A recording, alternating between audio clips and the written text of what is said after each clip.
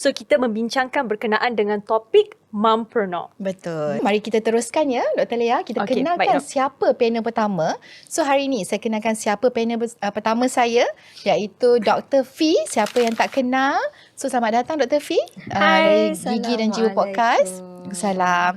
Okay, Dr. Fee boleh kenalkan diri? Kenalkan diri lagi ni kali kenalkan kedua diri. saya berada dekat sini. Masya Allah. Takut orang muak jangan muak dengan saya. Hai, Assalamualaikum. Saya Dr. Fee. Saya dari doktor pergigian dari Klinik Pergigian Lantara Seremban Negeri Sembilan.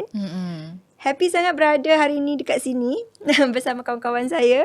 Kawan-kawan sedentis. Ya, sama dentis kita semua. Sedentis. Ada perkataan baru ya hari ni, sedentis. Okey. Dan siapa pula panel kedua kita? Okay, panel kedua ni saya belum pernah jumpa dia in person. But dengar saja nama kita dah macam wow, macam amazed sangat ya. So kita perkenalkan doktor kita yang kita jemput pada hari ini, iaitu doktor pakar pergigian kanak-kanak, iaitu Dr. Anissa Lokman. Welcome to our podcast. Terima kasih. Assalamualaikum semua. Nama saya Dr. Anissa. Saya terus perkenalkanlah. Ya, betul. Nama saya Dr. Anissa. Kalau di social media, Dr. Anissa Kids Dentist, saya adalah pakar pergigian kanak-kanak yang aktif memberi awareness tentang penjagaan gigi kanak-kanak, dan juga saya practicing pakar jugalah di beberapa klinik di Selangor. Gerun ya dengar Ya, pakar ni. betul. Bila pakar Gerun. cakap dia lain sikit. Ya, dia betul. lain ya. So kita dah switch belum tu kan pada aura pakar kat sini. Okey. So kita mula dengan soalan pertama ya. Okey. Okey. Saya nak tanya kepada Dr. Nisa dulu. Okey, mungkin Dr. Nisa boleh cerita, saya panggil Dr. Nisa, okey? Boleh? Okey. Saya cerita, saya nak tahu juga cerita permulaan minat terhadap bidang pergigian, especially khusus pada kanak-kanak. Adakah tu dirancang daripada zaman undergrad kan? Adakah macam yang tu memang Dr. Nisa dah plan?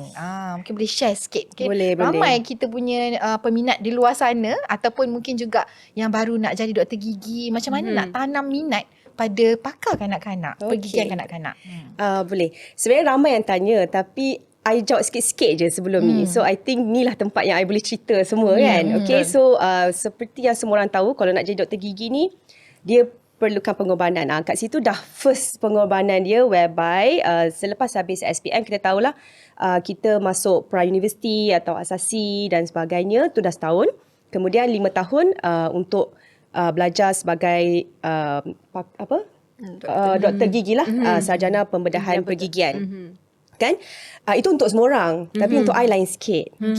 Okay. Lain sebab sebelum I 5 tahun as a Bachelor of Dental Surgery tu, 3 tahun sebelum tu I ambil diploma. So 3 tahun diploma in science dekat UiTM. Kemudian tambah 5 tahun. So semua orang matematik tu boleh start kira-kira. Nak jadi seorang pakar ya? Ya. Itu baru nak jadi dentist. Itu dah kira pengorbanan pertama. Okay, lepas tu kita kerja after 6 years, then I sama belajar lah dekat London. The reason kenapa I nak jadi pakar kanak-kanak ni sebab waktu I bekerja, practicing dekat klinik, I ada klinik sendiri. So betul lah dengan tajuk kita hari ni, mompreneur. Jadi itu pun satu lagi pengorbanan. Banyak pengorbanan dia sebenarnya kan. So I ada klinik sendiri, so I practice. Saya ada banyak patient kanak-kanak. So waktu tu terbit I rasa I boleh provide a more advanced treatment kepada mereka. Treatment contohnya lah general anesthesia, kita buat dekat hospital. Treatment trauma ataupun yang lebih-lebih advance, yang pada waktu tu sebagai dentist tu knowledge tu limited. Dan ada peluang untuk sambung ke luar negara pula tu, kat UK, dekat London pula tu, siapa yang tak nak grab peluang tu kan. So that's why timbul minatnya tu dari waktu bekerja, dah ada peluang, ada rezeki, so kita pun pergi selama 3 tahun dekat London. So berapa? 3, 5, 3. 3, 5, 3. Kantoi lah nanti umur. 6 tahun kerja. Macam mana tu? 6 tahun kerja. So tekalah umur. Cuba teka ya. Buat calculation sekarang. Keluarkan dapat umurnya. kalkulator semua ya di luar sana. Okey, jadi kenapa pilih bidang ni yang Dr. Nisa cakap tadi itulah. Memang minat kepada Minat. Okey, berbalik kepada soalan tadi untuk Dr. Nisa, kenapa pilih bidang ni? Mungkin tadi Dr. Nisa cakap dekat klinik pun kita ramai kanak-kanak kan. Tapi apakah main push factor untuk Dr. Nisa ambil PITS kanak-kanak pergigian? PITS dental ni. PITS dental ni. Okey. Tadi I dah share, selain daripada I rasa I nak menambah knowledge, kedua adalah untuk career progression lah. Sebagai seorang ibu, kita dah fikir dah macam-macam untuk anak kita, apa yang kita nak provide dekat dia. So, career progression adalah salah satu main push juga. Yang ketiga adalah saya dari private setting kan. So, kalau private setting ni, kita kena fikir dari sudut bisnes juga. So, kalau I nak jadi pakar, dari sudut bisnes, pakar apa yang memberi pulangan yang tinggi. Contohnya lah. High demand lah. In high demand. Honestly, pakar pergigian kanak-kanak in private tak ramai pada waktu tu lah. So, sekarang dah ramai akan balik. Even sekarang pun tak ramai. So, in terms of business, it's a good opportunity and demand juga sebagai pakar pergigian kanak-kanak. Bagaimana pula komen Dr. Lia? Okay, kalau tadi kita dah cakap tentang bidang kanak-kanak kan, dan pada seorang ibu, apa Dr. Lia nak tanya?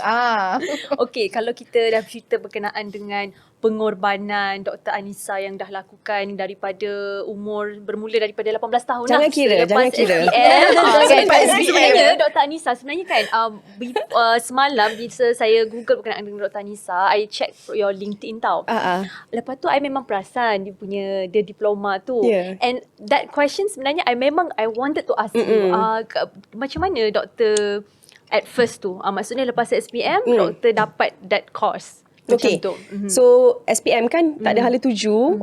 Mungkin I rasa salah satu dia, kita sekolah kemasaan tu dia tak ada banyak guidance apa yang kita nak ambil kan. Okay, so waktu sekolah I belajar aliran sains. Okay, lepas habis tu I dah macam traumatized dengan sains. I tak nak ambil sains.